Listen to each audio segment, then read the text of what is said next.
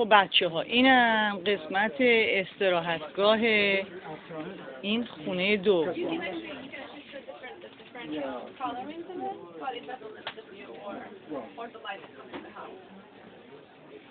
خونه که وسیله دانشگاه بوستون و دانشگاه تافت درست شده. اینم دسکتاپشون. قابل توجه سیاستمدارا و سیاستگزارای عزیز و محترم ایرانی. Hi dear. Thank you very much. How are you? Very well, thank you. What's your name and what was your part in the team? My name is Delia God, and I was mostly involved with the building of the house. I wasn't part of a design team or of any kind of the calculation and then the engineering part of it.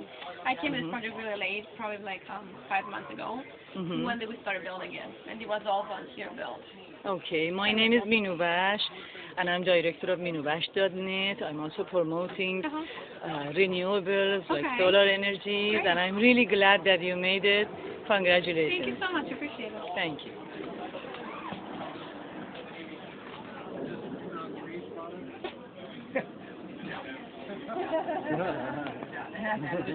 Water substance.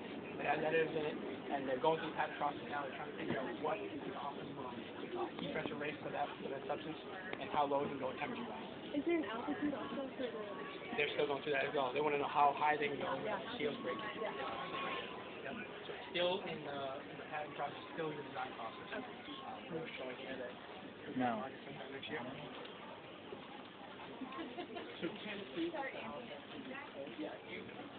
اینم DVD پلیرشون.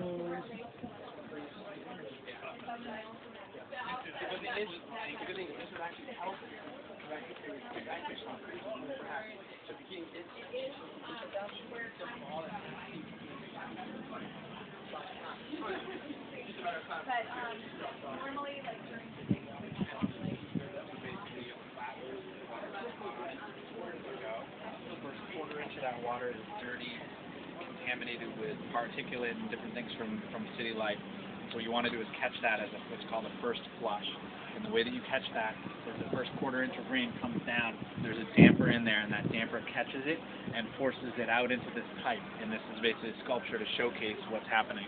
It drops down into the pond. The pond has a filtration pump at the other end, which takes that water, cleans it a little bit, and if you want, it'll cycle back up into this pipe, which will then take it and sort of repeat that process. And that's a mini hydrological cycle, which is just like the clouds raining on the mountains, rivers, lakes, and streams, ocean, sunlight hits the ocean, it turns back up into clouds. And the roof is filled with that? It has a slight slope. Yeah, okay. And you mentioned in Massachusetts that the water table, is that something, that was really interesting. Is that something really specific to Massachusetts, or is that going on everywhere? I know Massachusetts because that's the place where I'm focusing a lot of my research and energy, but the reality is it's happening everywhere.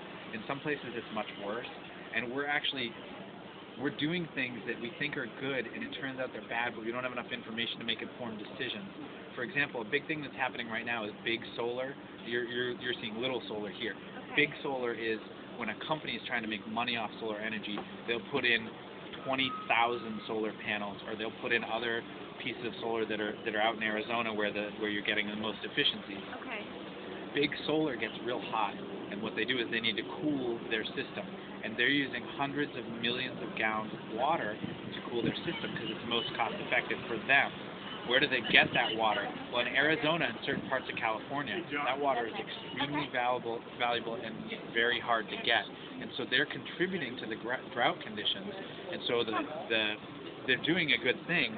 And we as consumers think, oh, this is great. They're providing solar energy. But what's the cost, and how do they come up with that balance between what's good in one way and harming in another? And that's what we all need to understand and learn and educate ourselves. People are talking about clean coal. The reality is there's no such thing as clean coal. It's cleaner than old coal, but it's not clean. But if you're going to substitute out coal, what do you substitute it with and why? Solar is one piece of that. Wind is another big piece of it. A lot of people are fighting wind because they're worried about